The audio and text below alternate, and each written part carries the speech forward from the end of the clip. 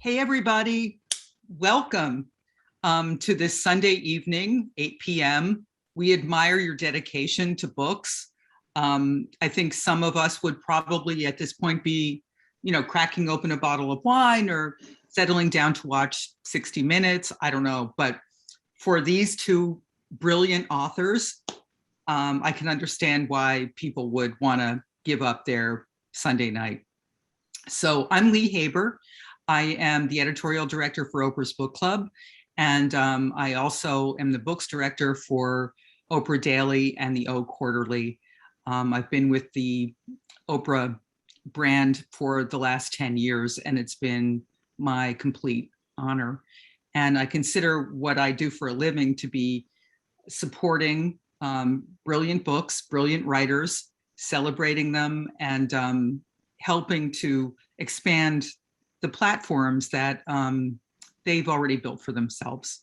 So without further ado, I would just like to say that these two books by Lauren and Viet are amazing.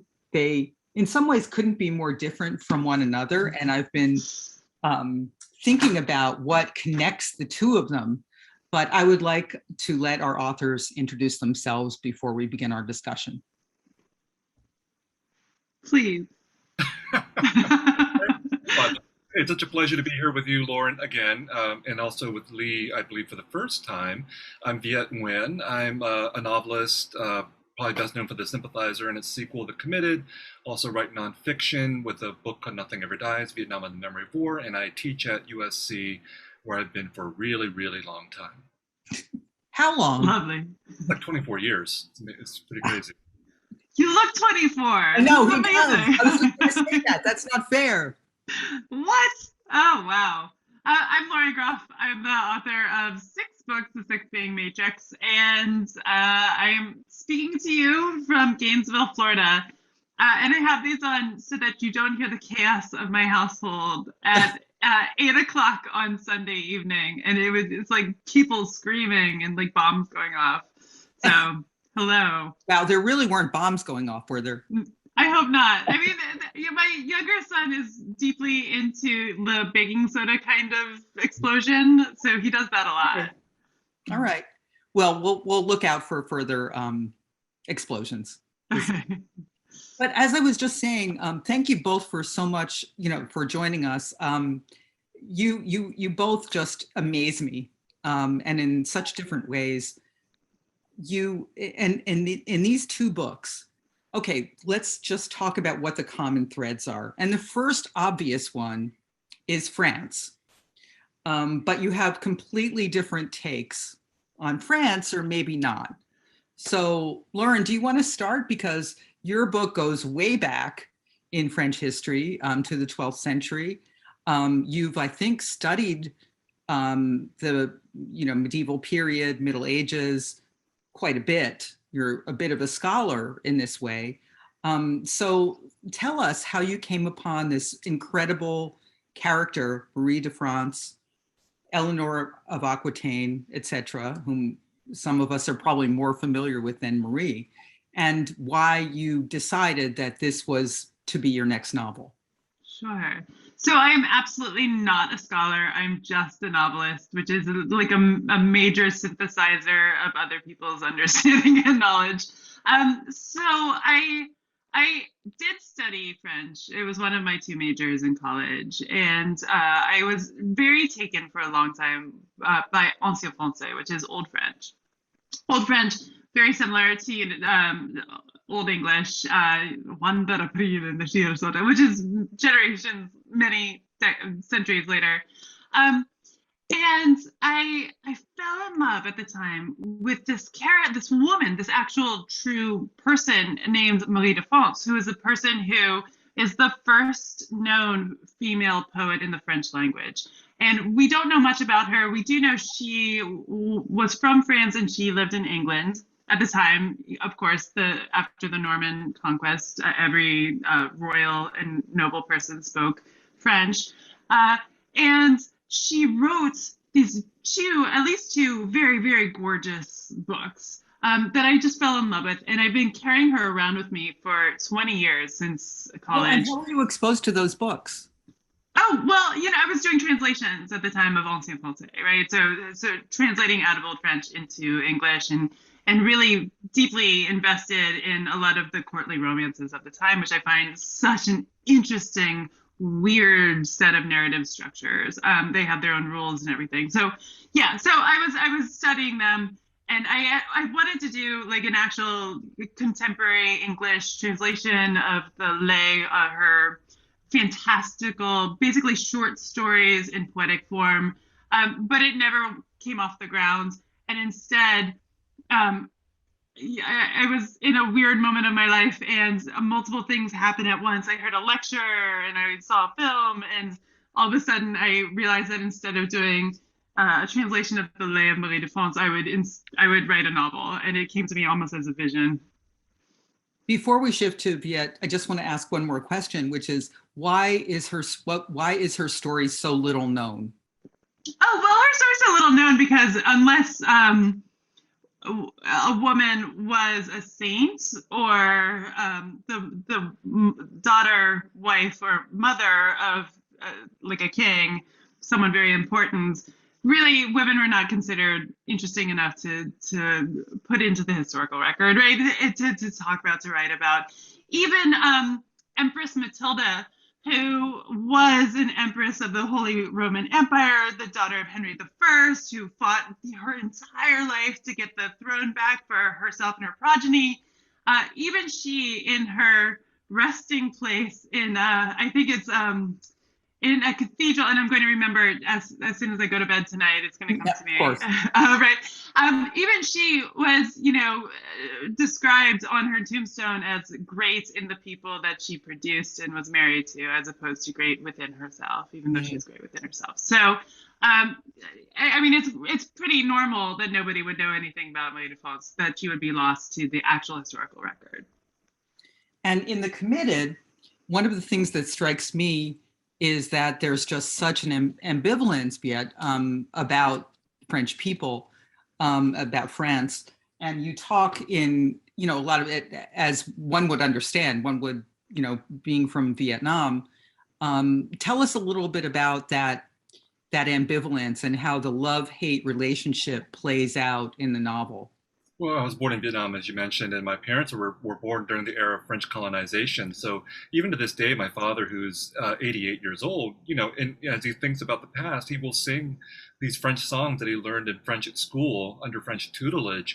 So the presence of French culture was a real thing for me. And like a lot of Vietnamese Americans, I grew up with an infatuation with French culture. I mean, we had baguettes and we drink French coffee and all these kinds of things. So the legacy of French colonization was always with us as a very positive thing in a lot of ways. And that's where the love part comes in. So I'm easily seduced by French culture, like a certain segment of Americans are, and a lot of Vietnamese people as well. But also, the more I learned about what the French actually did in Vietnam, the more angry I became, because the French have done a really good job in public relations and in literally whitewashing history. Because I think most. Can I interrupt for 1 second? Charming is a word that comes out more, very frequently in your book. Right. They've won the charm offensive. They're very good at that. And so, I think most people know about French colonization in Vietnam through movies like The Lover and Indochine, which both came out in 1992 and were really successful at imprinting this particularly romantic version of the French past in Vietnam upon people's minds. But again, you read the history and you understand that actually the Vietnamese who were upset with the French at the time called themselves the slaves of the French. And so there was a real anger against the French that drove the revolution against the French. So I wanted to get into that ambivalence. I didn't want to write a book that would just be a love letter to France or a book that would just be a diatribe against French colonialism, but to look at the ambivalence and the love and the hate relationship, which I think is actually pretty normal for a lot of formerly colonized peoples to feel towards their colonizer, because we can recognize what was great about French civilization. We can recognize again where the ideals of French culture failed. And so that's what the Committed is partly about. I take my character from the sympathizer, send him to France where his father is from, and there he gets to encounter the full range of French beauty and also French hypocrisy as well. Yeah, and you dissect a little bit French literature and philosophy. Sometimes you can't even tell where you stand on it. When you're talking about Rousseau or Sartre, you can't really tell. But I love the way you express that ambivalence in every aspect of French life, whether it's about bathing, which Lauren's book has a bit of, I think, how many, was it like 6 months at that period between baths, Lauren?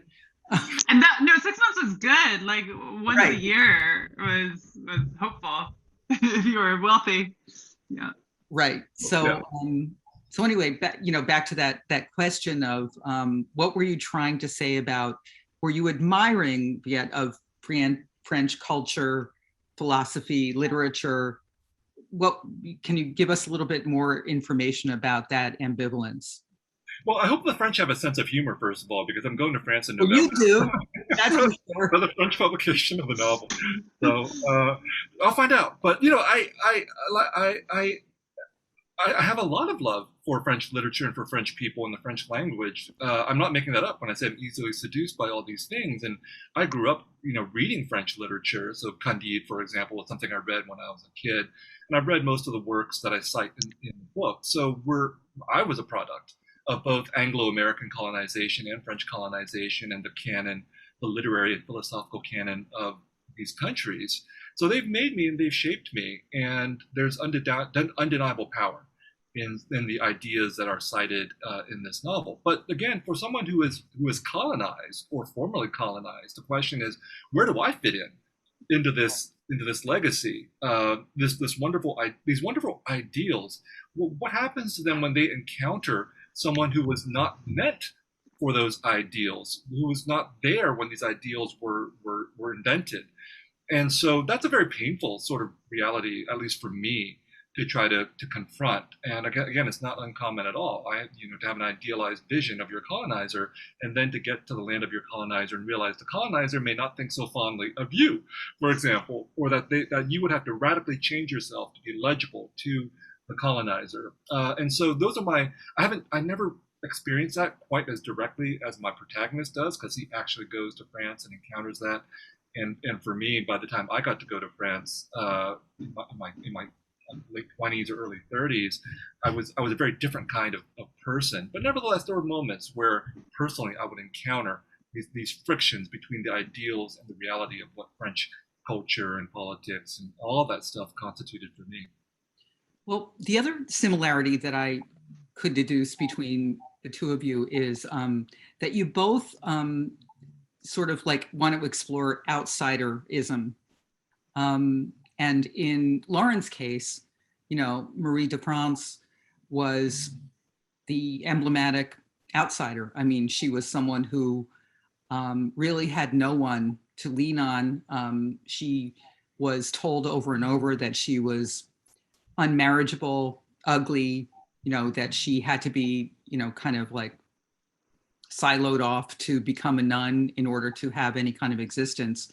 And of course, in the committed and in the sympathizer, you have someone who's a dual personality or sees himself as a dual personality because he just never really quite figures out how he fits in. So Lauren, what is your interest in outsiderism, if that's an accurate observation?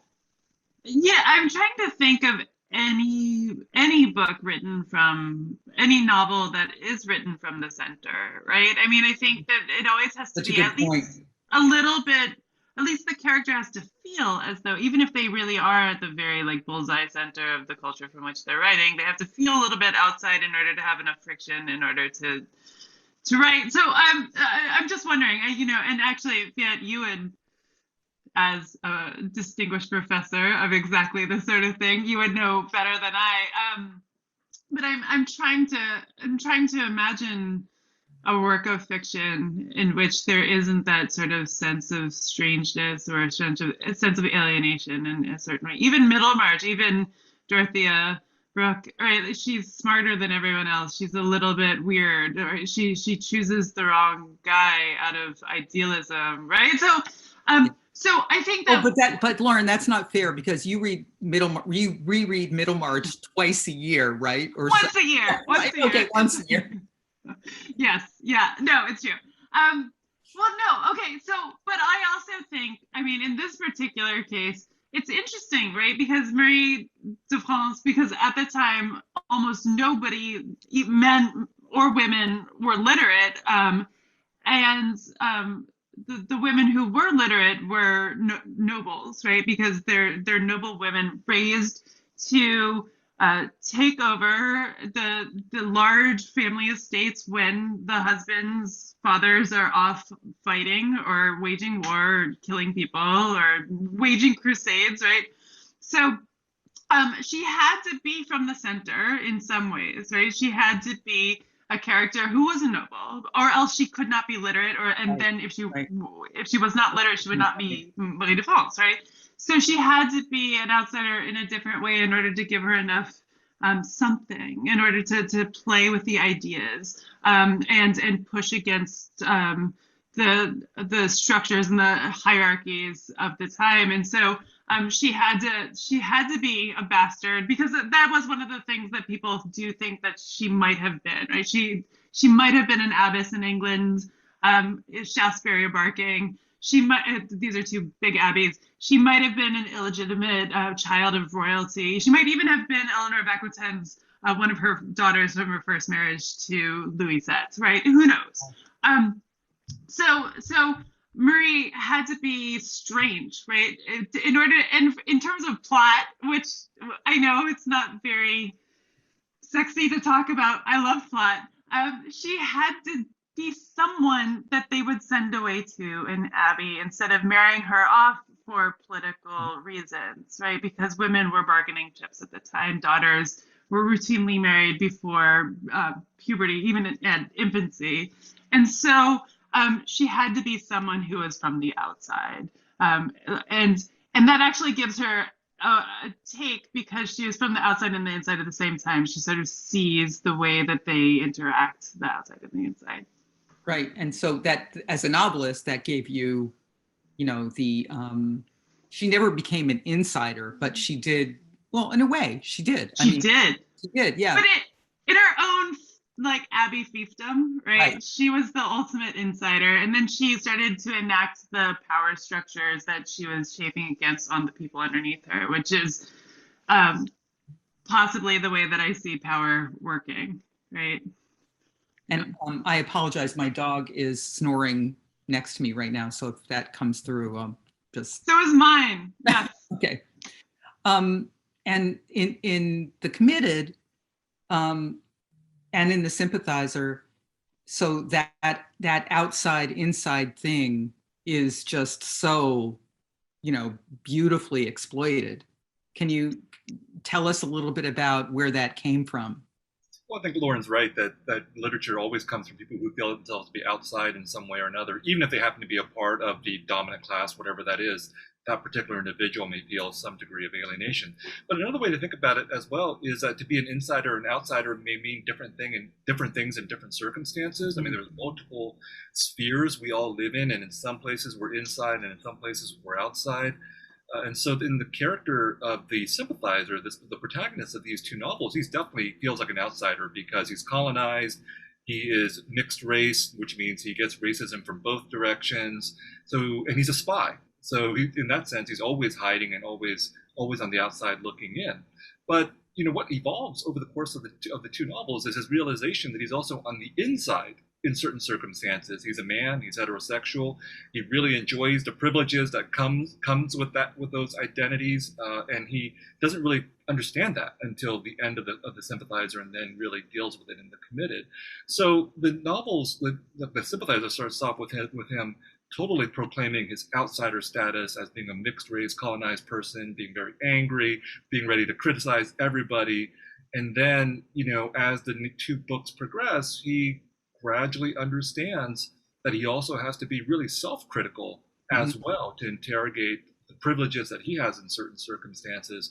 And so that was a learning experience for both me and for him as his character evolves. I certainly didn't plan those kinds of things.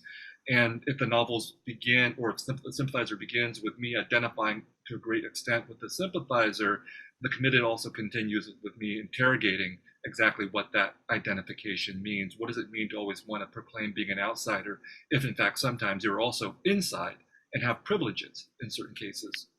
Well, and I think all of us feel that way to some degree or another. I mean, I obviously was not brought to a refugee camp as you were.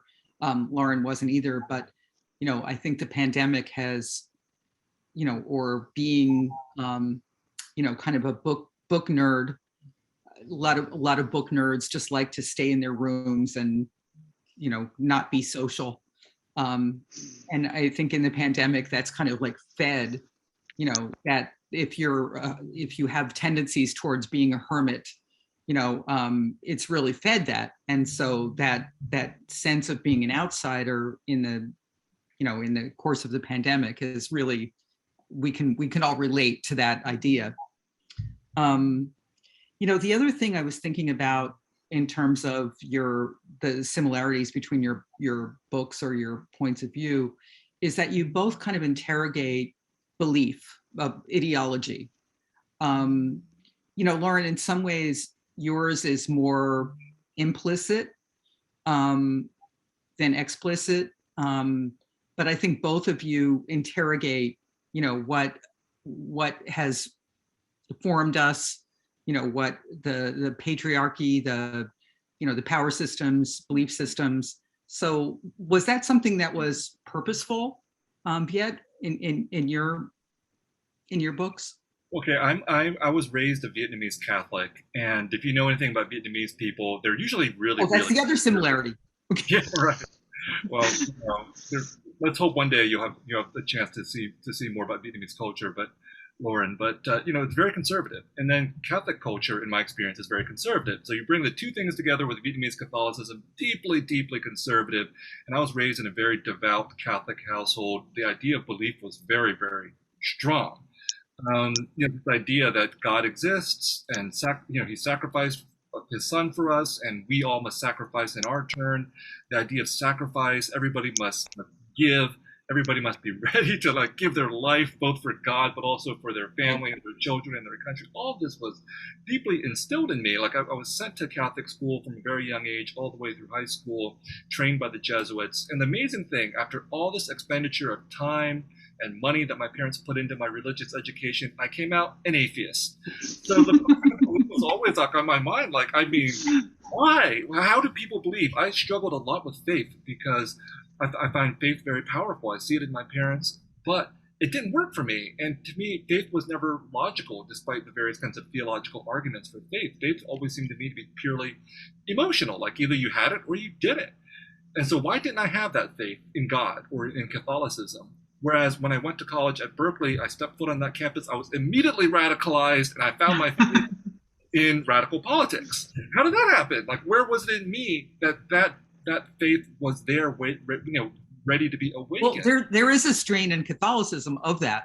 Yes, and absolutely. So I was totally drawn to liberation theology, but at Berkeley, it took a really weird turn as well. I finally got confirmed at a Catholic church in Berkeley, and I was like, this. Then you know, we had to do things like do modern dance for our confirmation ritual. I was like, this is just too Berkeley for me. Like, I just need a touch of the conservative authoritarianism at this point. But anyway. So the part of these novels, what they investigate is the commonality of belief structures. So the Catholics and the communists hate each other, at least in Vietnam. But in my eyes, they're actually really similar. You talk about their rituals, their protocols, you know, what they believe in. They've just substituted different gods, but using the same structure of belief, faith, sacrifice, martyrdom, and even torture. You know, and so that's partly what these novels deal with, is these agonies of faith that our spy, the sympathizer, goes through as he goes from being raised a Catholic to becoming an ardent communist. And then both of these belief systems fail him. Mm. Yeah, and I was also thinking about the kind of Berrigan strain of Catholicism, and, you know, in the United States at least, you know, and how it leads to kind of liberalism, radicalism, whatever, you know, it's interesting. Lauren, I was brought up Catholic also. Were you brought up Catholic? No. Oh. I was brought up very, very Presbyterian, very Protestant. Yeah. So where did your interest in nuns come from? Yeah, I mean, first of all, I wanted to write about the 12th century, and obviously in England and France, and so that's all there was, Catholicism, right? But I also, after having carried around Marie de France for a very long time, I was writing a different book, and I had a fellowship at the Radcliffe Institute for Advanced Studies, which is this amazing thing, because the whole purpose of it is to put you in rooms with people who are working very brilliantly in disciplines you have no idea about. So you sit down at lunch next to an astrophysicist, and suddenly you're talking about, black holes in a way that's so exciting and intellectually like thrilling that I came out of these conversations being like, well, I guess my next novel will be about black holes, right? Like, I'm very, very excited. So as I was there, and carrying around Marie de France, I had, and the night before I had this vision. I had seen this movie called The Women. It's a 1939 George Cukor movie where there are only women, right? And so I went to this lecture by my friend, Dr. Katie Bugis, who's at Notre Dame, and she is a Catholic scholar, and she's a scholar of medieval liturgy. And she's so in love with her nuns. I mean, she loves these nuns. Like, it radiates out of her in points of rainbow light. Like, she's capable of filling an audience with just sheer ecstatic joy in these 12th century people who should seem very distant and are not, through her words. Like, they're very, very close. They're living, they're breathing. She also loves, contemporary nuns too. And out of sort of her passion, her love, it came to me that I had to write about this time, these people, in order to talk about the contemporary day. So here's the thing, right? I think historical fiction gets a bad rap, particularly in the highfalutin literary world. I mean, even Henry James, is on record for being excoriating against it. He hates historical fiction. But there's no such thing as ahistorical fiction. It's all historical.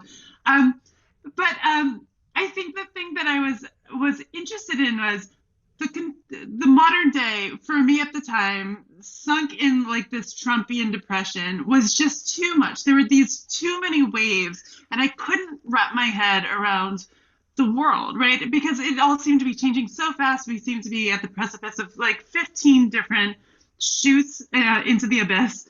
And I just didn't know how to talk about today.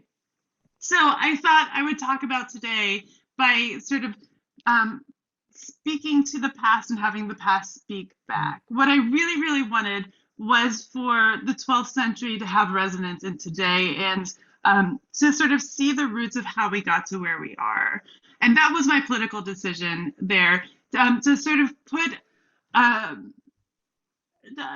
talk in opposition to the way that we are now, through sort of showing, possibly demonstrating in this little microcosm of fiction that humans haven't really changed, and a lot of where we are now came out of the Crusades, which is, horrible empire building, crushing humans left and right, all the way down to Jerusalem and back. So, yeah, and you even say that about climate change, that climate change that as bad as it is now, it's not something that we humans just started perpetrating on the planet recently.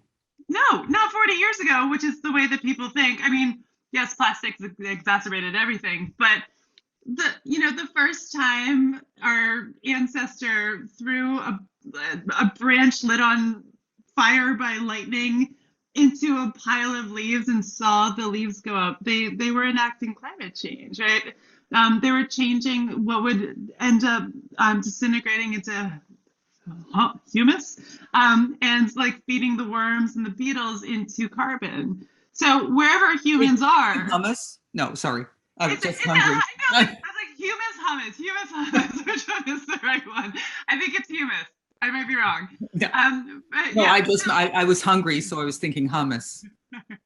No, just like, right. Exactly. Yeah. Yeah. So no, it's not new. Anywhere humans are enacting climate change. yeah, and I think that another thing that you guys have in common, by the way, is extraordinary success. So, yeah, how does that change? You know, you win the Pulitzer, feel a lot of acclaim. How does that impact your, outsider perspective or your ability to inhabit that world, that point of view, Yeah. if at all? Well, I'm trying to think of the exact source of this quotation. I think it's Anne Lamott from Bird by Bird. But she talks about prizes as being like a plate of cocaine for the writers. It's great. Hey, give me all the cocaine, but it could be really, really bad for you. So I think I was lucky in some ways, obviously lucky getting the Pulitzer Prize. I've seen how prizes work on both sides, so there's a huge amount of luck involved. But I think I was also lucky getting the Pulitzer at a later stage in my life, let's say. If I'd gotten the Pulitzer when I was 25 or 30, I probably would be that guy sucking up all the cocaine and terrible things would happen. But after Slicing open those coffee beans. yeah, that particular plot point in the novel. But I think what I understood with getting the Pulitzer was that it was an opportunity for me, but also for a lot of other people. Like, I don't think the Pulitzer necessarily changed who I was as a person. Other people may disagree. I think my convictions stayed the same. And what I wanted to do with the Pulitzer was to use that, I'm going to use this terrible term, the platform that it gave me to amplify positions that I'd always held and that a lot of other people that I consider myself an ally with have held as well. So that was the primary purpose for the Pulitzer for me, is just to keep on amplifying and saying the things that I wanted to say.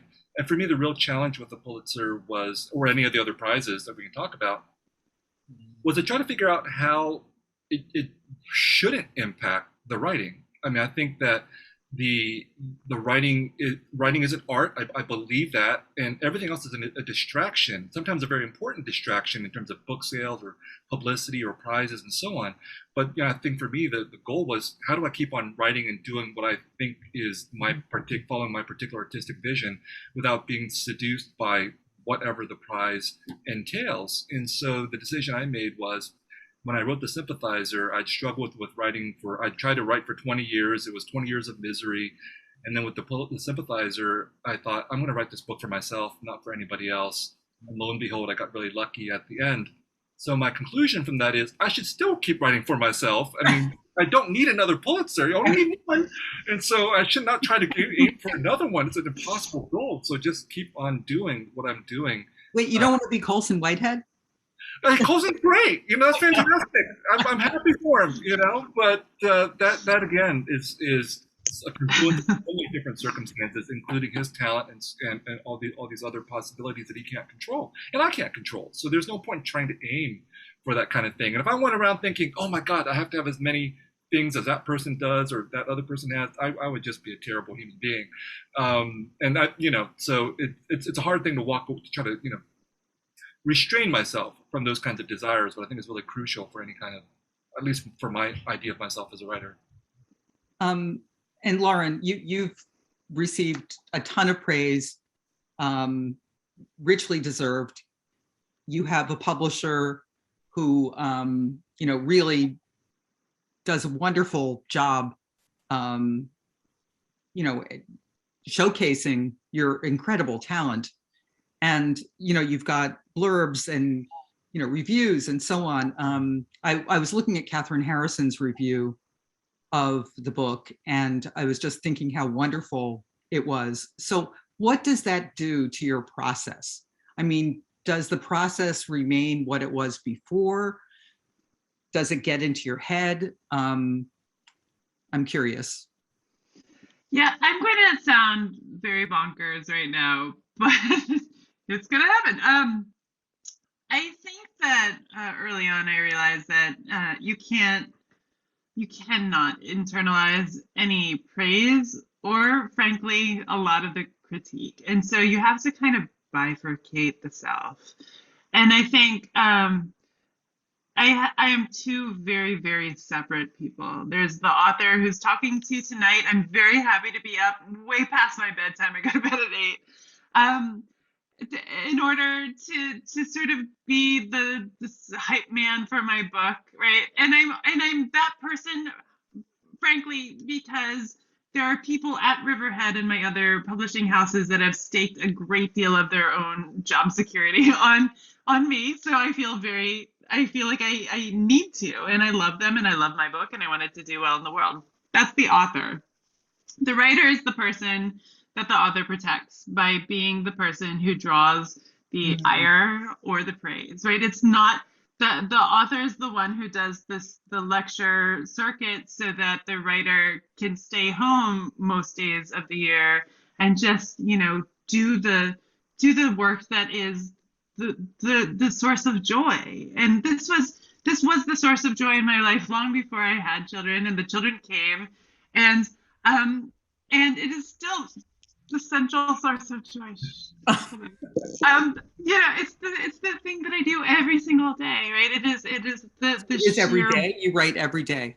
Oh God, yes, yeah. I mean, I've been like deathly ill, and I had a hernia surgery, and I wrote through it. Wow. Yes. So you create a carapace. A carapace is the one that carries the burden, and the really tender, like delicate, very vulnerable creature inside you have to protect. And so you do that by building just the citadel of the author. And that has nothing to do with the writer at all in any way. Wow. And I'm just struck by a lot of things. First of all, that you're using words like citadel. And in the Matrix, there are a lot of words. Citadel is more commonplace, but there are a lot of words throughout the book that I had to look up, that, were related to medievalism, or I don't know. But it strikes me, so I that's just an aside. But in terms of process, so you write every day. Do you go into this room, close the door, or you can just do it anywhere? No, I have a different room. It's a room that my children were babies in, and there's no better mojo than that, right? Like, you want the baby dreams sort of sinking into you. Yeah, I get up at 5 a.m. almost every morning. I go up there. I try to do my work. A lot of times that's just like sitting there with a piece of paper, trying to write sentences that aren't going to go anywhere, and it's fine, right? So a piece of paper? Oh yeah, no, I write longhand everything for the many, many drafts, and I throw out the drafts of my novels and then start over again, throw them out. Isn't it amazing how longhand just works? I mean, it just makes you feel so. Yeah, it's physical, right? We're animals. It's getting back to the animal body in a very real way. Yeah. That's my process, and I protect it with all my might. And I don't think my children have ever gone in that room because they know they would be in serious trouble. It's too bad. And Viet, you're a full-time professor as well. So how does your process? Are you an everyday writer? Do you get up at 5 a.m? Do you have a dedicated writing room? I'm totally envious of Lauren. I mean, absolutely. I have a day job. It's a professor. So I've actually never written every day of my life. It's always been in the margins of being a professor, when I'm not grading, when I'm not teaching, et cetera. I certainly have more time now because my university gives me more time off, but I'm still teaching. And I have a hard time saying no to my kids, so they do get to wander into my office when I'm writing, probably because I feel guilty about not spending time with them. But this room that you see here, it's a pretty nice writer's office. I do write here now, but I've only had this office for like 2-3 years. Most of my life I've spent writing in the corner of a guest bedroom looking at a blank wall. And so I never had dedicated space and time. And I think part of the, if there are aspiring writers listening out there, I think part of the lesson here is there's so many different ways to be a writer. You could write every day, or you could not write every day. You could have a beautiful space, or you just have a closet. I mean, Ocean Vuong wrote his novel in a closet. He talked about that in an interview. So whatever works, And I think the real lesson is that in order to become a writer, I had to spend a certain amount of hours writing. And it didn't matter where, when, how many, it just mattered that I had to do it over a total period of time. And so over that 20 years period of time, I put in those hours, as fractured as they were, and I came out a writer on the other side. There's really no other way of doing it. But my former colleague T.C. Boyle tells me he writes every day, even when he's on vacation. Like, that's incredible, and that's why he doesn't look. You were about to say something other than incredible. Yeah. But it's true. Yeah. So you guys have met before, obviously. So what do you see in each other?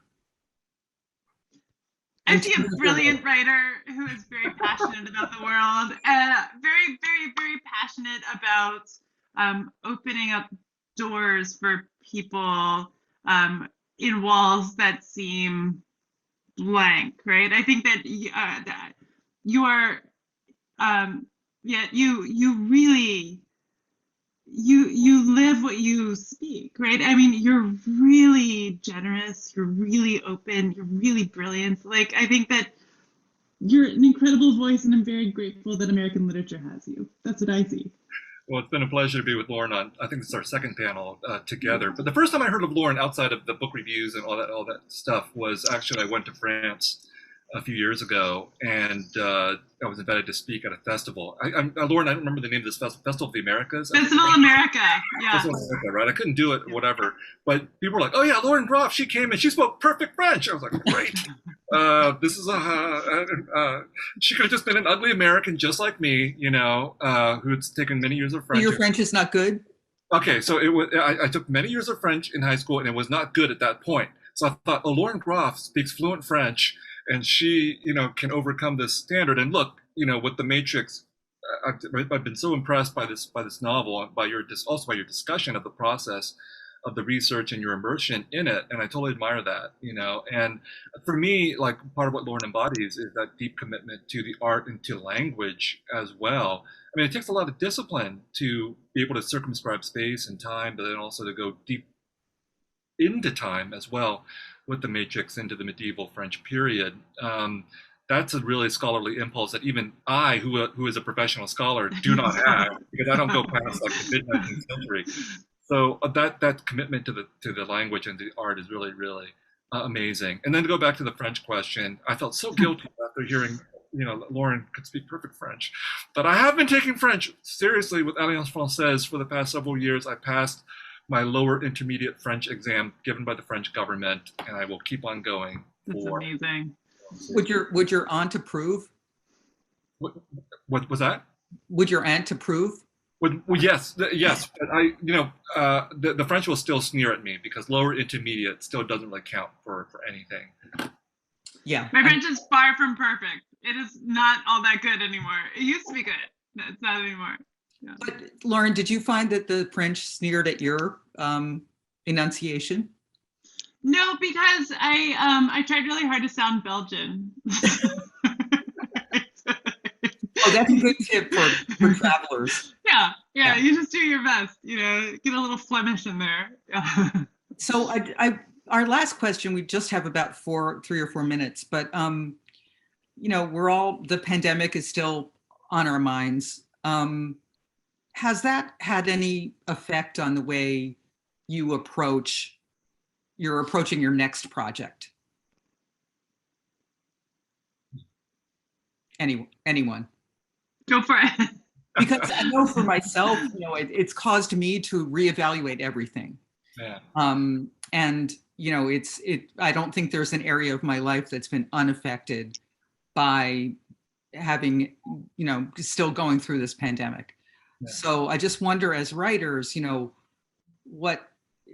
how does it, impact your process or your thinking or your point of view, or do you just try to tune it out and, continue as you always have?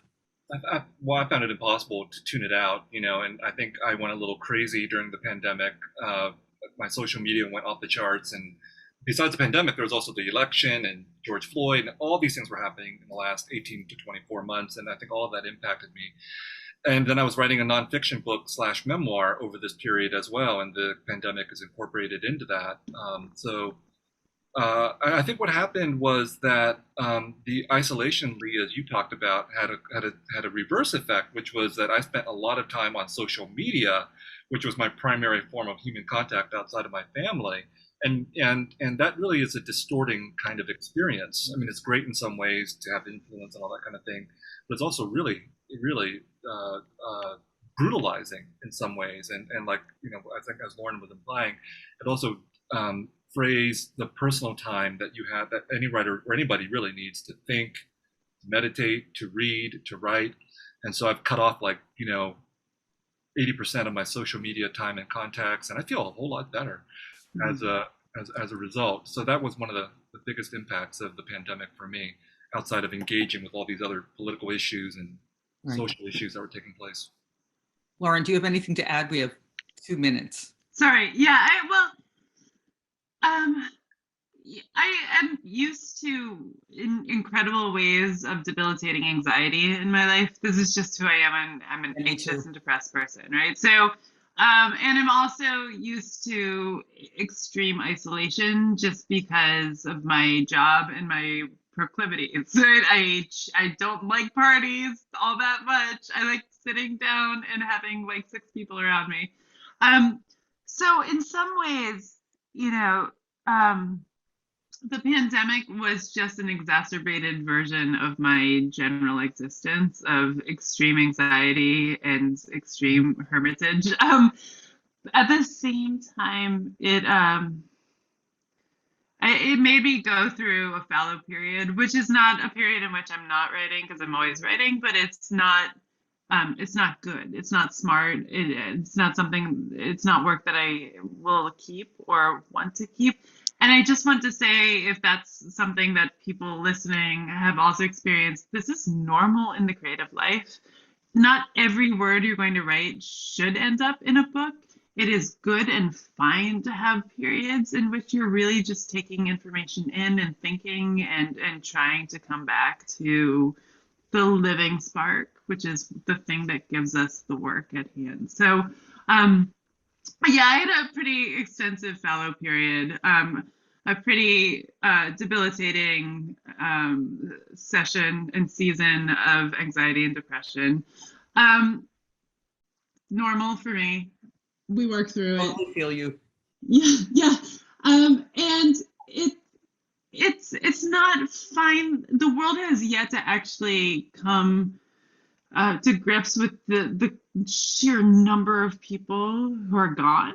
I mean, it's as though it never happened. And that's also devastating too. We don't have a massive grief ability to deal with all this grief that's sort of building up in our bodies and in our culture.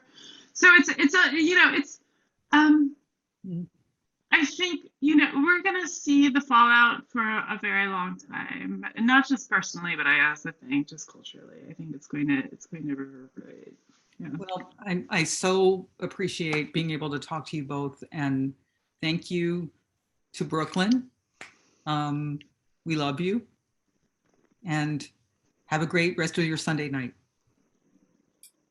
Thanks, Leigh. Thanks, Lauren. Thank you. Thank you, guys. Bye, everybody. Good night.